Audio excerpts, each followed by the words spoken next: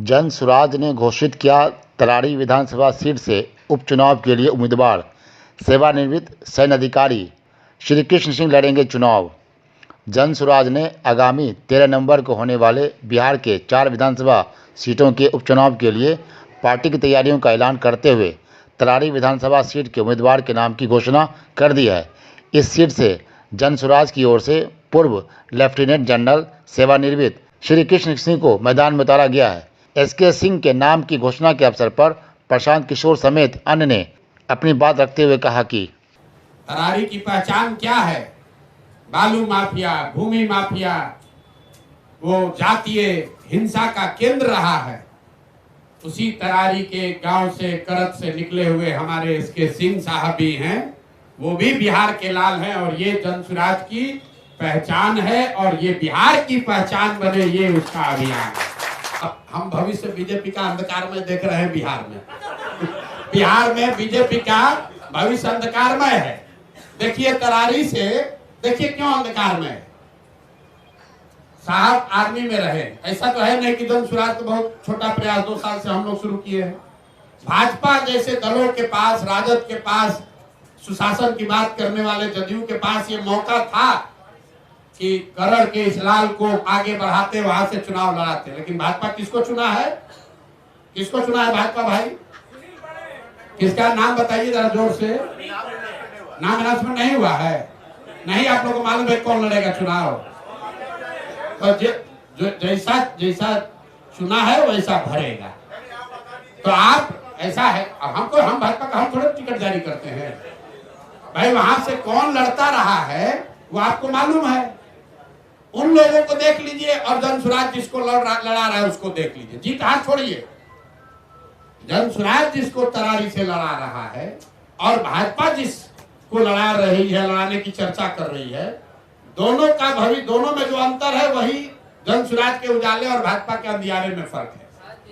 जब प्रशांत जी ने ये प्रपोजल दिया तो मेरे को लगा कि अब मैं इसी के लिए देख रहा हूँ कि जो बचा खुचा समय है वो वापस अपने समाज को देने में बिताऊं। तो जब मैंने अपने गांव से पूछा तो गांव में बहुत उत्साहित हुए लोग, सब लेडीज़ वगैरह, पूरा घर भर गया।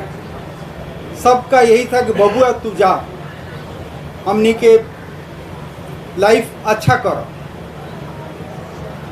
ये जो है ये दिल को छूने वाली बात है। एक हमारे कर्नल साहब थे राजेश सिंह, तो उन्होंने मेरे को फ़ोन किया कि सर हम आपके गांव गए थे और उससे पीरों में पूछ रहे थे कि करत गांव जाने का रास्ता कौन सा है। तो उस लड़के ने बोला अच्छा आप जनरल साहब के गांव जाना चाहते हैं? दिल्ली, नोएडा जहां मैं ये था वहां कोई नहीं जानता मेरे को, लेकिन यहाँ अभी भी मेरे को लोग उतनी प्यार और इज्जत से याद करते हैं।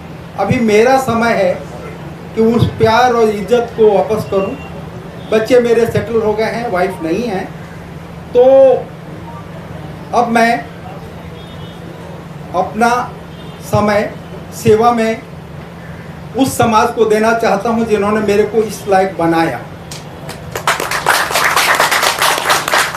For me, brothers and sisters of press, it is a time to pay back to the society which has made me what it is, and to ensure the growth of Bihar on the models and on the dreams of Prashant ji, a very clean and healthy politics, so that our country and our state and our district and villages do as well.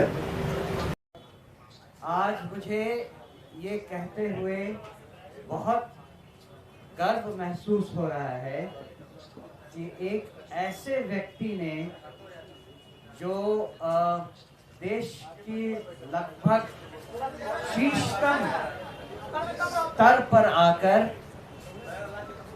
देश की रक्षा में अपना योगदान दिया है, उनको मैं आपसे इंट्रोड्यूस करवा रहा हूँ। ये एक ऐसे शख्स हैं जिन्होंने सन ऑफ द सॉइल की तरह धरती से अपनी प्रारंभिक शिक्षा आरंभ की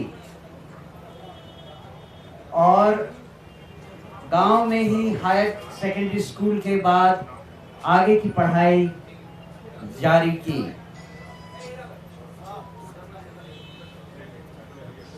मुझे उनका धन्यवाद करना चाहिए जन स्वराज पार्टी की तरफ से कि आज lieutenant general S.K. Singh, Shri Krishna Singh आज तरारी लोकसभा विधानसभा कॉन्स्टिट्यूएंसी के लिए जन स्वराज पार्टी का उम्मीदवार बनने को तैयार हुए हैं। देश के लिए आर्म फोर्सेस से ज्यादा कमिटेड और कोई नजर नहीं आता और लेफ्टिनेंट जनरल S.K. सिंह ने as vice chief of arm staff of Indian army के पद से होते हुए अपना कार्यभार समाप्त किया था। Vice chief of arm staff of Indian army के पद से होते हुए अपना कार्यभार समाप्त किया था।